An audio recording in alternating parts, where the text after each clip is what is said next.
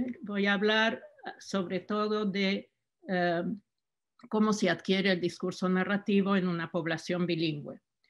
No voy a entrar en los detalles, todos conocemos la importancia de estudiar el discurso narrativo y la dificultad de estudiarlo en una población bilingüe.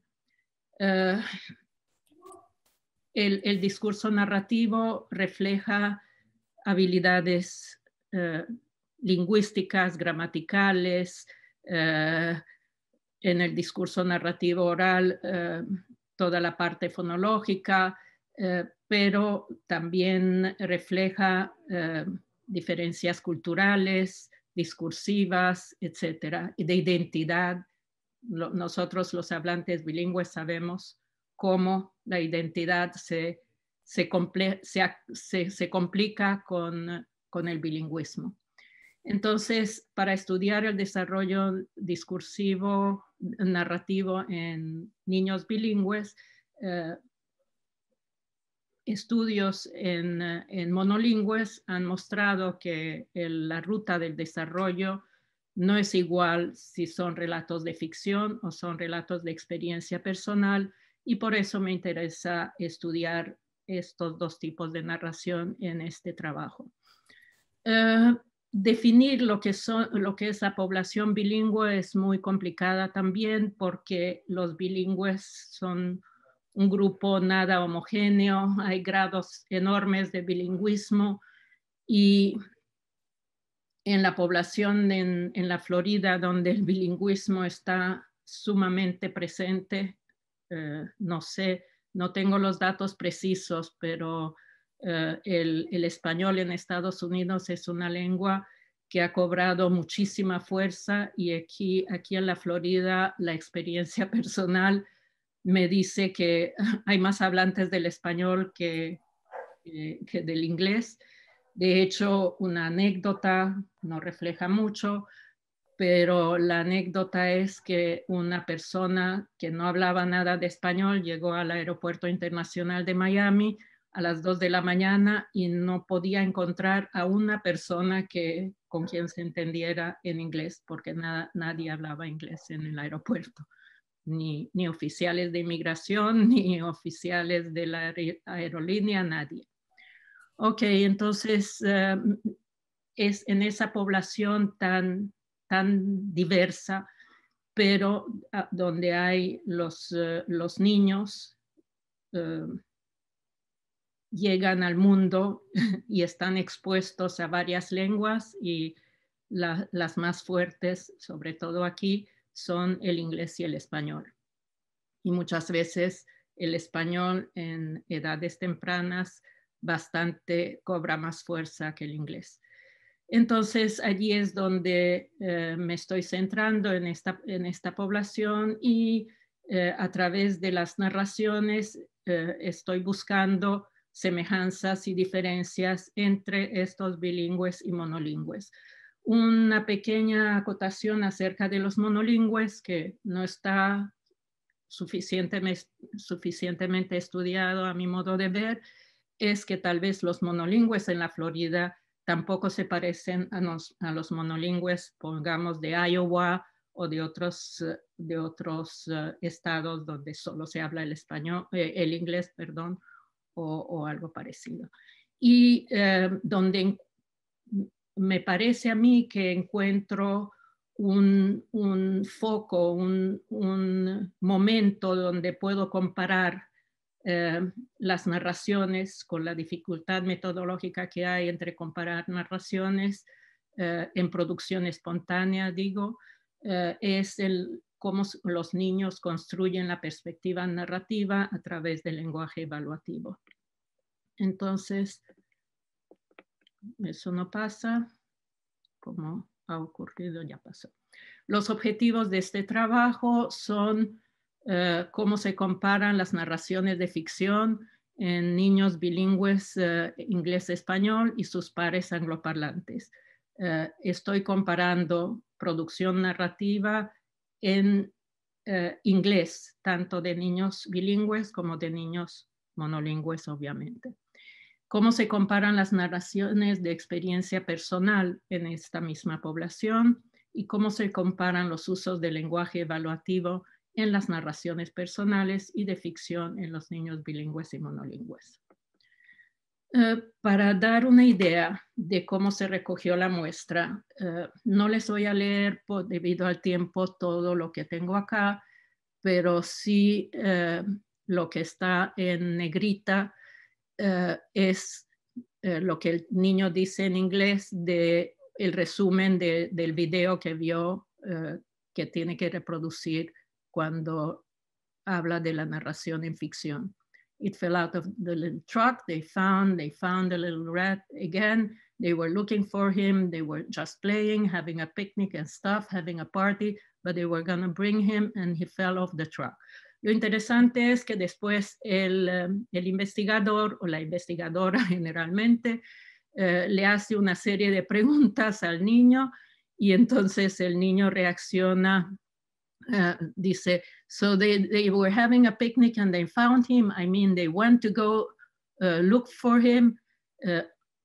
Dice el niño, they found him and then what else happened after they found him? What did they do? Entonces el niño dice, did you watch that movie before? No, I'm telling you what you told me.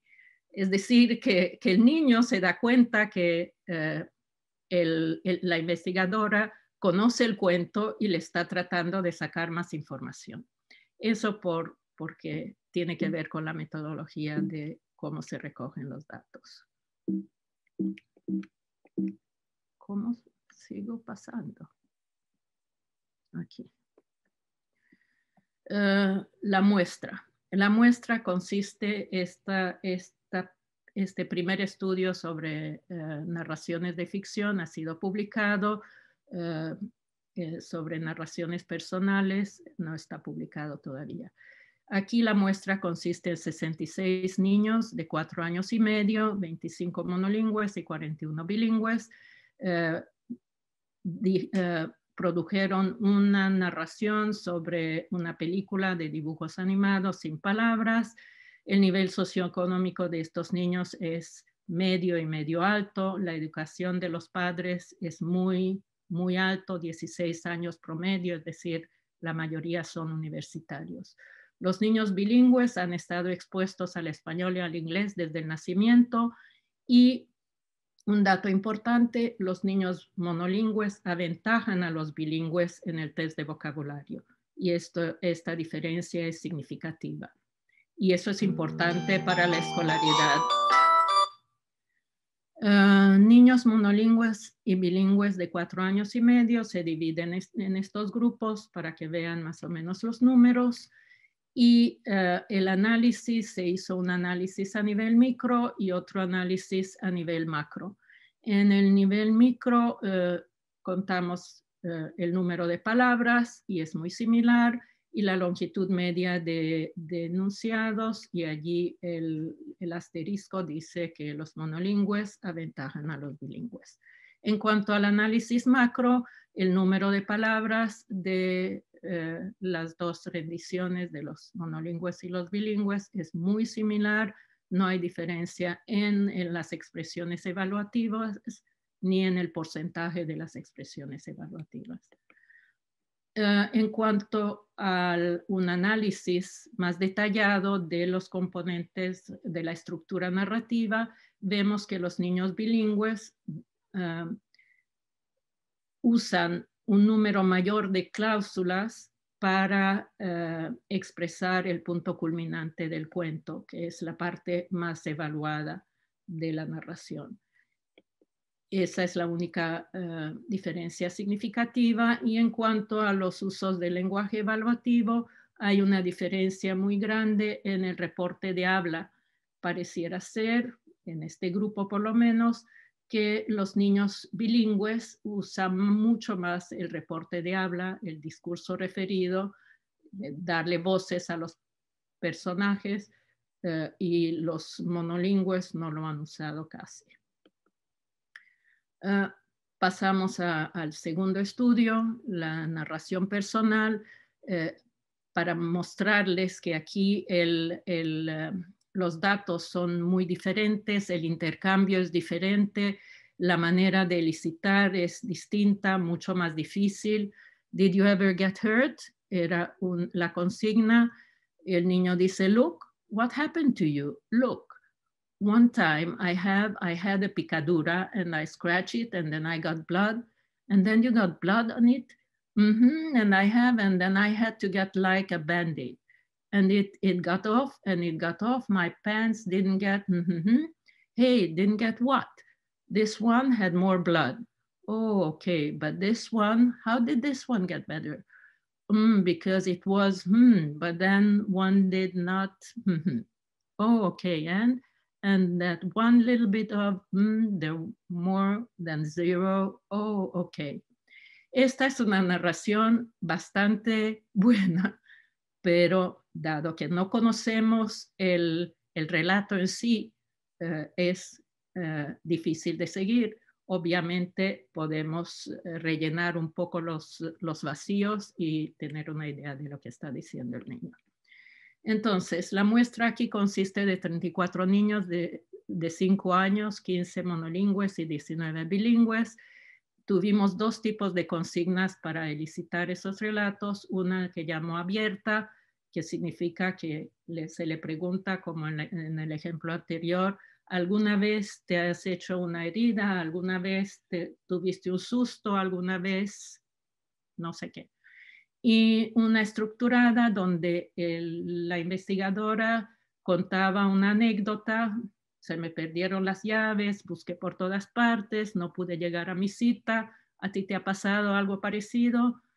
Y el niño entonces decía que sí o que no y producía o no una anécdota personal. El nivel socioeconómico es el mismo, los niños están expuestos igual al inglés y al español, son el mismo grupo, aunque no siempre son los mismos niños, y los monolingües aventajan a los bilingües en el test de vocabulario. Aquí está la distribución de los participantes y el análisis micro otra vez muestra que el número de palabras no es igual. Los bilingües usaron más palabras para sus narraciones personales que los monolingües y la longitud media de enunciados, como dije, es decir, es mayor en los monolingües que en los bilingües, como en el estudio anterior. Aquí está la descripción de las consignas que ya mencioné. Y aquí está la respuesta que recibimos a las consignas. Pareciera ser que la consigna abierta da mejor resultado, han producido más narraciones, 39 los monolingües, 44 los bilingües, en la consigna abierta que en la consigna estructurada, 30 los monolingües, 38 los bilingües. Es interesante los temas que fueron más frecuentes. En la consigna abierta, el tema de una herida fue la más frecuente para los dos grupos, pero en proporción al número de anécdotas que se han contado, el de los monolingües es mayor que el de los bilingües. Y el segundo en frecuencia para la consigna abierta no ha sido igual para los dos grupos. Los niños monolingües se enfocaron más en portarse mal y los bilingües en contar su cumpleaños. En cuanto a la consigna estructurada, susto fue el tema más frecuente, 14 anécdotas para los dos grupos. Sin embargo, para el grupo monolingüe, eso equivale a 46.7% de todas las anécdotas. Y el segundo tema más frecuente era perder algo o una enfermedad para los monolingües y una enfermedad para los bilingües. Lo que se nota aquí en los porcentajes es que los bilingües han narrado cosas sobre temas más diversos que los monolingües. El análisis macro da resultados muy similares para los dos grupos, el número de cláusulas muy equivalente, el número de expresiones evaluativas y el porcentaje también. Un estudio más detallado muestra que aquí la única diferencia significativa está en el porcentaje de expresiones que refieren a cognición, que los monolingües usan más que los bilingües. El resto de las expresiones evaluativas no varía, aunque hay diferencias, pero no son estadísticamente significativas. Entonces, aquí lo pongo a modo de conclusión porque me interesa comparar el uso del lenguaje evaluativo por ejemplo, aquí en los monolingües, entre la narración de ficción y la narración de experiencia personal. El hecho es que mis datos tienen dos grupos etarios ligeramente distintos. Los niños que produjeron las narraciones de ficción tenían 4 años y medio y los que produjeron la narración personal tenían 5 años. Entonces es difícil separar, creo yo, pero al mismo tiempo interesante ver si las diferencias entre estas dos narraciones se debe a los 6 meses de diferencia de edad o a la distinta ruta evolutiva que toma el uso del lenguaje evaluativo en los dos tipos de narración. Y en los bilingües lo que vemos que esa ruta o evolutiva o de diferencia de género es muy distinta, entonces otra vez habría que ver a qué se deben esas diferencias. Entonces, para resumir, las narraciones de ficción de niños monolingües y bilingües hay semejanzas, organización discursiva, número de palabras, riqueza de vocabulario en que no he entrado, pero es interesante, y diferencias en punto culminante, que aventajan los bilingües, reporte de habla que aventajan los bilingües, longitud de enunciado que aventajan los monolingües, y en lo que no he entrado, code switch, que es un tema muy interesante que solo ocurre en los bilingües. En la narración personal, igual hay semejanzas, respuesta a consigna abierta más productiva que las otras, herida y susto como temas más comunes, por lo tanto sirve como para elicitar anécdotas, número de palabras igual, riqueza de vocabulario igual, pese a que, como hemos dicho antes, la riqueza, el test de vocabulario estandarizado no dice lo mismo, y las diferencias, temas más variados en bilingües, expresiones de cognición más en monolingües, MLU otra vez más en monolingües y el code switching en bilingües. Y para concluir, me gustaría resaltar la importancia de estudiar el desarrollo discursivo para entender el desarrollo del lenguaje, la necesidad de analizar la producción de varios géneros y múltiples narraciones para determinar las rutas evolutivas, la importancia de determinar las funciones discursivas y sus correspondientes marcas lingüísticas.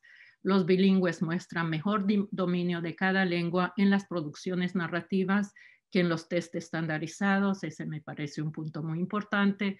Y las narraciones de los bilingües reflejan un híbrido cultural, pero es necesario determinar lo que adoptan de cada cultura para facilitar el acceso a las comunidades de habla y lectoescritura en las que se desenvuelven. Muchísimas gracias.